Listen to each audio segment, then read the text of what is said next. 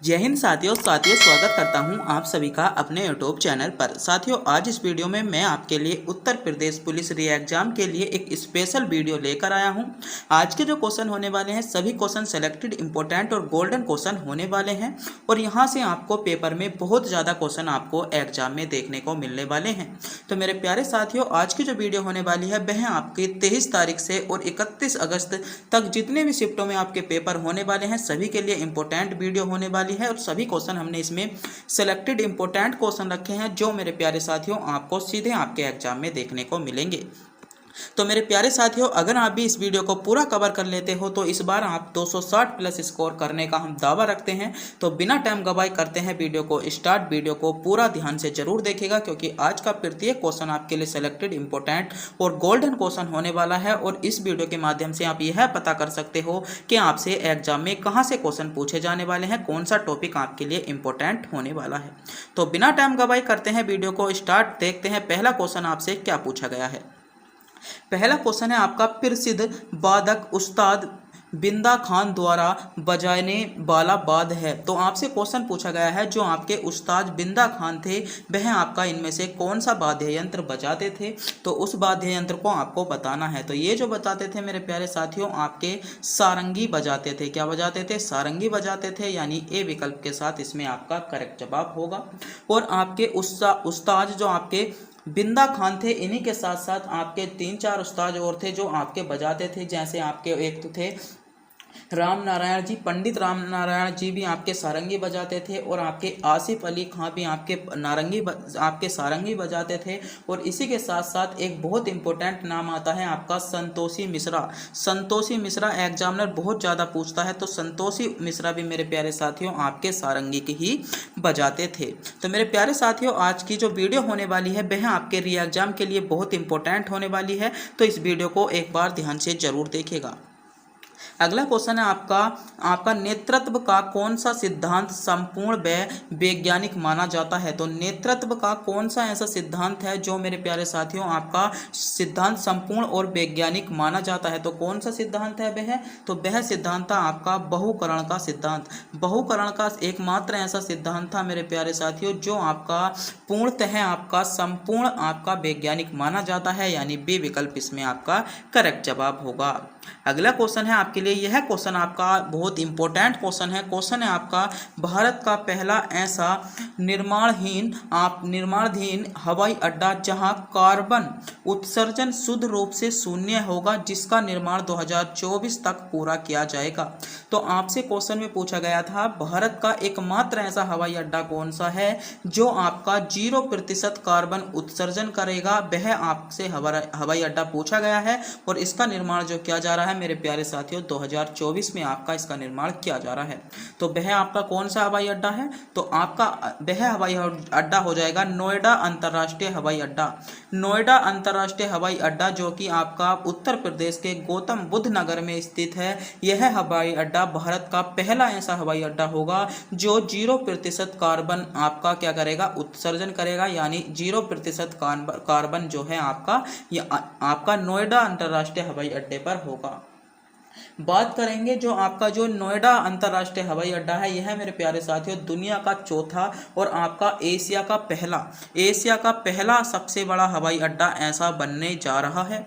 और बात कर लेते हैं, अगर यह हवाई अड्डा बन जाएगा तो इस हवाई अड्डे के बनने के बाद जो आएगा उत्तर प्रदेश भारत में पहले स्थान पर आ जाएगा, जिसमें आपके 5 अंतर्राष्ट्रीय हवाई अड्डे होंगे और यह इसके बनने के साथ साथ उत्तर प्रदेश आपके लिए पहले स्थान पर आ जाएगा।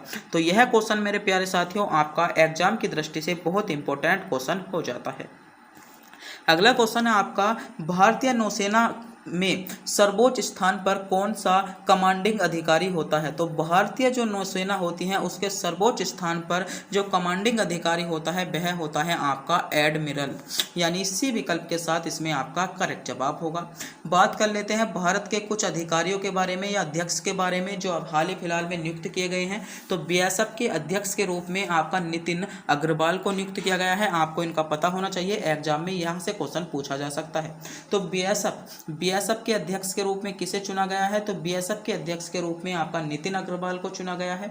आपका RAW के जो आपके नए अध्यक्ष बने हैं रवि सिन्हा बने हैं। आपके एयरफोर्स के नए अध्यक्ष, इंडियन एयरफोर्स के नए अध्यक्ष के रूप में आपके BR चौधरी को चुना गया है। CRPF के नए अध्यक्ष के रूप में आपका अनीस दयाल को चुना गया है। और आपका एक बहुत इंपॉर्टेंट हो जाता है आपका इंडियन नेवी के जो अध्यक्ष चुने गए हैं वे आपके DK चौधरी आपके अध्यक्ष चुने गए हैं। तो इसी के साथ साथ आपको इनके बारे में भी पता होना चाहिए जितने के बारे में मैंने बताया है, क्योंकि यहाँ से क्वेश्चन आपको री एग्जाम में बन सकता है।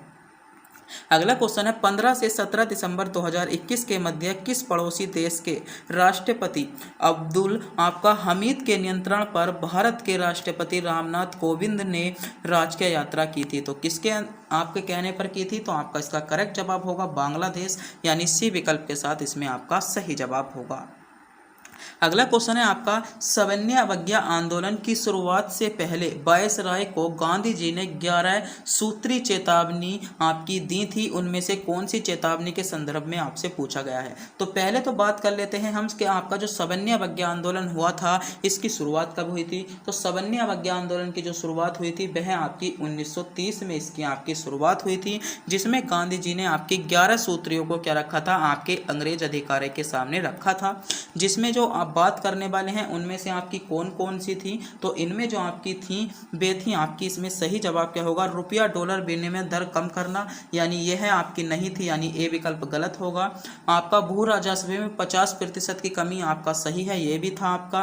राजनीतिक कैदियों को रिहा करना, यानी बी और सी, यानी बी विकल्प के साथ इसमें ए और बी कूट धारणा आपकी बिल्कुल सही है। विकल्प 2 और विकल्प सी आपका सही दिया गया है, यानी बी विकल्प के साथ इसमें आपका करेक्ट जवाब होगा। अगला क्वेश्चन है आपका दक्षिण गोलार्ध में सबसे छोटा दिन। तो बात कर रहे हैं दक्षिण गोलार्ध की, तो दक्षिण गोलार्ध में जो मेरे प्यारे साथियों सबसे छोटा दिन होता है वह आपका कब होता है? तो दक्षिण गोलार्ध में आपका सबसे छोटा दिन मेरे प्यारे साथियों आपका 21 जून को होता है।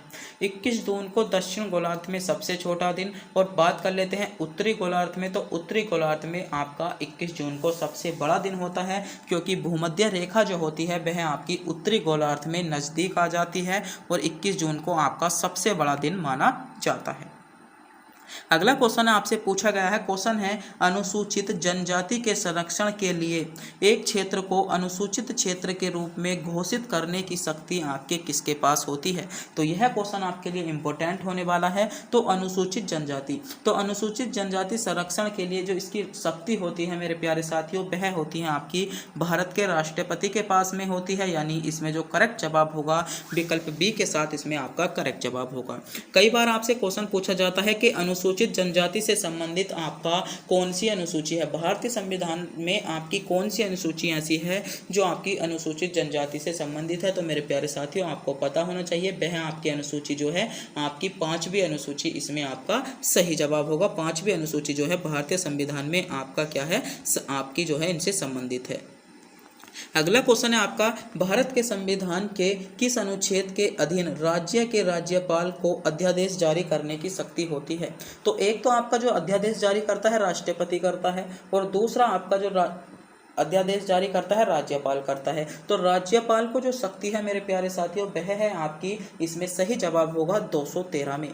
अनुच्छेद 213 में राज्यपाल को शक्ति दी जाती है कि वह अध्यादेश जारी कर सकता है, और राष्ट्रपति को जो शक्ति मिलती है अध्यादेश जारी करने की जो शक्ति होती है मेरे प्यारे साथियों वह होती है आपकी आर्टिकल 61 में। अनुच्छेद 61 में आपको राष्ट्रपति को आपकी अध्यादेश जारी करने की शक्ति है, और आपकी 213 में आपकी राज्यपाल को अध्यादेश जारी करने की शक्ति है। और एक बहुत ज़्यादा इंपॉर्टेंट बात आपकी राष्ट्रपति से पूछी जाती है कि राष्ट्रपति कौन से आर्टिकल के अनुच्छेद या आपका अनुच्छेद के तहत आपका क्षमादान कर सकता है? तो आर्टिकल 72 होगा। आपको इसका पता होना चाहिए क्योंकि यह क्वेश्चन आपसे पूछा जा सकता है।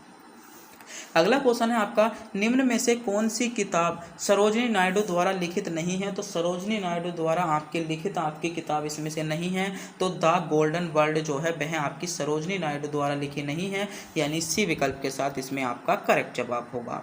अगला क्वेश्चन है निम्नलिखित में से कौन सी मिश्रित खेती की प्रमुख विशेषता है? तो बात करते हैं नकदी और खाद्य दोनों फसलों के साथ साथ खेती की जाती है, तो मिश्रित फसल की आपकी विशेषता पूछी गई है तो आपकी नहीं होगी, यह नहीं है। 2 या 2 से अधिक फसलों को एक ही साथ उगाते हैं, यह भी आपका नहीं होगा। पशुपालन और फसल उत्पादन को एक साथ किया जाता है, यह आपका करेक्ट जवाब है। जो आपकी मिश्रित खेती होती है उसमें जो होता है आपका पशुपालन के साथ साथ हम फसल का उत्पादन भी कर सकते हैं, यानी सी विकल्प के साथ इसमें आपका बिल्कुल करेक्ट जवाब हो जाता है। अगला क्वेश्चन है, निम्नलिखित में से किस राज्य में बहिन दरबार समाचार पत्र महिलाओं द्वारा और महिलाओं के लिए प्रकाशित किया गया था? तो कहाँ पर किया गया था आपको पता होना चाहिए। तो यह जो प्रकाशित किया गया था मेरे प्यारे साथियों आपका मध्य प्रदेश में किया गया था, यानी डी विकल्प के साथ आपका करेक्ट जवाब होगा। अगला क्वेश्चन है आपका, किस सिख गुरु ने आदि ग्रंथ आपका संकलित किया था? तो मेरे प्यारे साथियों बात करते हैं आदि ग्रंथ की। तो आदि ग्रंथ जो संकलित किया था वह आपका क्या था? इसमें आपका सही जवाब होगा गुरु अर्जुन देव ने। गुरु अर्जुन देव ने आपका आदि ग्रंथ संकलित किया था। और आपसे क्वेश्चन पूछा जाता है कि आपका जो आपका स्वर्ण मंदिर है उसका निर्माण किसने कराया था? तो स्वर्ण मंदिर का निर्माण भी आपका किसने कराया था? गुरु अर्जुन देव ने कराया था। आपको सिख से संबंधित आपसे बहुत ज़्यादा क्वेश्चन पूछे जाते हैं और सिखों के कुल गुरु कितने थे? आपके 10 थे। आपको 10 के 10 आपके गुरु याद होने चाहिए। 10 के 10 गुरु आपसे क्वेश्चन में बन सकते हैं। जैसे आपके हो जाएंगे गुरु नानक, दूसरे हो जाएंगे गुरु अंगद, तीसरे हो जाते हैं गुरु रामदास, चौथे हो जाएंगे आपके गुरु हरगोविंद, पांचवें गुरु अर्जुन देव, आपके गुरु हरराय हरकिशन राय और गुरु नानक। आपके इन सातों के सातों को आपको क्रम से याद में होना चाहिए क्योंकि एग्जामिनर यहाँ से भी क्वेश्चन पूछ सकता है।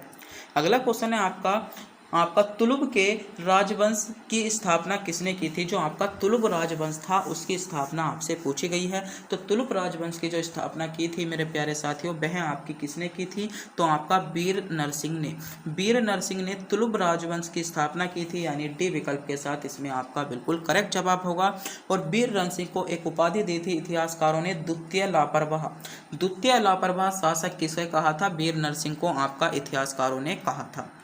अगला क्वेश्चन है आपका, पहली बार भारत पर आक्रमण करने वाला मुस्लिम कौन था? तो पहली बार जो भारत पर आक्रमण किया था मुस्लिम था वह था आपका मोहम्मद बिन कासिम पहली बार भारत पर आक्रमण करने वाला आपका मुस्लिम शासक था, जिसने 1711 पर आक्रमण किया था और इसमें अविफल रहा था। और दोबारा इसने जो आक्रमण किया था 1700 नहीं था, 711 था। 711 में पहली बार आक्रमण किया था जिसमें विफल हो गया था और 712 में आपका दूसरी बार आक्रमण किया था जिसमें दाहिर को इसने जीत लिया था। तो आपसे क्वेश्चन में पूछा गया था पहली बार भारत पर आक्रमण करने वाला मुस्लिम शासक, तो आपका मोहम्मद बिन कासिम इसमें सी विकल्प के साथ आपका करेक्ट जवाब होगा। अगला क्वेश्चन है क्वेश्चन नंबर 11। आपको इसमें भी आपको क्या करना है? सही सुमेलित नहीं है, इसमें आपको सही सुमेलित आपको छांटना है। ऑप्शन है आपके पहला है झीलों की भूमि आपकी फिनलैंड को कहा जाता है। सफ़ेद हाथियों की भूमि आपका अर्जेंटीना को कहा जाता है। गोल्डन पोंडा की भूमि आपका म्यांमार को कहा जाता है। या उगते सूर्य का देश आपका जापान को कहा जाता है। तो इनमें से आपको बताना होगा सुमेलित नहीं है, सही सुमेलित नहीं है। सही सुमेलित इनमें से आपका कौन सा नहीं है, यह क्वेश्चन आपसे पूछा गया है। तो मेरे प्यारे साथियों सफ़ेद हाथियों का जो भूमि कहा जाता है वह आपका किसको कहा जाता है? थाईलैंड को कहा जाता है, ना कि आपका अर्जेंटीना को। तो यह आपका सुमेलित नहीं है। झीलों की नगरी आपका फिनलैंड को कहा जाता है, बिल्कुल सही बात है। गोल्डन पोंडा की आपकी भूमि म्यांमार को कहा जाता है, यह भी बिल्कुल सही बात है। उगते सूर्य की भूमि भी आपका जापान को कहा जाता है, यह भी आपकी सही बात है। इसमें जो सुमेलित नहीं है विकल्प बी इसमें सुमेलित नहीं है, यानी विकल्प बी सफ़ेद हाथियों की भूमि जो कहा जाता है थाईलैंड को कहा जाता है, यह इसमें आपका करेक्ट जवाब होगा। अगला क्वेश्चन है क्वेश्चन नंबर 12। आपका निम्नलिखित में से कौन रासायनिक उर्वरक का उदाहरण नहीं है? तो आपको इनमें से क्वेश्चन पूछा गया है रासायनिक उर्वरक का उदाहरण। तो रासायनिक उर्वरक का जो उदाहरण नहीं है वह आपका यूरिया भी रासायनिक उर्वरक का होता है, पोटास भी होता है, फास्फेट भी होता है और कंपोस्ट। यह जो आपका कंपोस्ट होता है यह आपका रासायनिक उर्वरक का उदाहरण नहीं है, यानी डी विकल्प आपका करेक्ट जवाब होगा। अगला क्वेश्चन आपके लिए इंपॉर्टेंट क्वेश्चन है क्वेश्चन नंबर 13। क्वेश्चन नंबर 13 है आपका गदर पार्टी के संस्था संस्थापक थे? तो गदर पार्टी के संस्थापक आपके कौन थे, यह क्वेश्चन आपसे पूछा गया है। तो ऑप्शन आपके सामने है गदर पार्टी के संस्थापक। तो मेरे प्यारे साथियों, जो गदर पार्टी थी इसके संस्थापक आपके कौन थे? तो सही जवाब जो हो जाएगा इसमें होगा आपका लाला हरदयाल। लाला हरदयाल जो थे वह आपके गदर पार्टी के संस्थापक थे, यानी विकल्प सी के साथ इसमें आपका करेक्ट जवाब होगा। बात करते हैं गदर पार्टी के गठन की। तो गदर पार्टी का जो गठन हुआ था मेरे प्यारे साथियों, वह आपका कब हुआ था? तो 1913 में। आपको सभी बच्चों को पता होगा 1913 में आपका क्या हुआ था, गदर पार्टी का क्या हुआ था, गठन हुआ था। और इसके संस्थापक कौन थे? तो लाला हरदयाल थे, यानी विकल्प सी के साथ इसमें आपका करेक्ट जवाब हो जाएगा, जिन बच्चों ने विकल्प सी को चुना है। अगला क्वेश्चन देखते हैं। अगला क्वेश्चन है आपका, शीत युद्ध के संदर्भ में निम्नलिखित घटनाओं को कालक्रम के अनुसार व्यवस्थित कीजिएगा। तो आपको युद्ध दिया गए हैं, आपको युद्ध के अनुसार इनको कालक्रम में व्यवस्थित करना है। पहला युद्ध दिया है आपको कोरिया का युद्ध, दूसरा है आपका वियतनाम का युद्ध, आपका क्यूबा मिसाइल संकट, या आपका बर्लिन की दीवार का विखंडन। तो इनको आपको क्या लगाना है, काल के क्रम के अनुसार लगाना है। विकल्प आपके सामने दिए गए हैं, इनमें से आपको एक विकल्प को छांटना है। तो बात करते हैं कोरिया के युद्ध की। तो मेरे प्यारे साथियों, जो कोरिया का युद्ध हुआ था वह आपका जो हुआ था, कोरिया का युद्ध आपका 1950 में हुआ था। कोरिया का युद्ध कब हुआ था? आपका 1950 में हुआ था। वियना का युद्ध कब हुआ था? तो वियना का युद्ध आपका जो हुआ था 1955 में हुआ था। बात करते हैं क्यूबा आपका मिसाइल संकट, यह आपका जो हुआ था 1962 में हुआ था। कब हुआ था? 1962 में हुआ था। और जो था बर्लिन की दीवार का विखंडन, तो बर्लिन की जो दीवार का विखंडन हुआ था मेरे प्यारे साथियों, वह जो हुआ था आपका 1961 में हुआ था। और 1900 आपका यह जो हुआ था आपका 62 में हुआ था। कब हुआ था? 1962 में हुआ था। तो आपको अब डेट पता चल गई है। अब तो आप काल क्रम के अनुसार लगा सकते हैं, यानी पहले पर आएगा आपका कोरिया, दूसरे पर आ जाएगा आपका वियतनाम, तीसरे पर आ जाएगा आपका चौथा विकल्प, और चौथे नंबर पर आ जाएगा आपको तीसरा विकल्प। तो ऐसा कौन से में दिया गया है?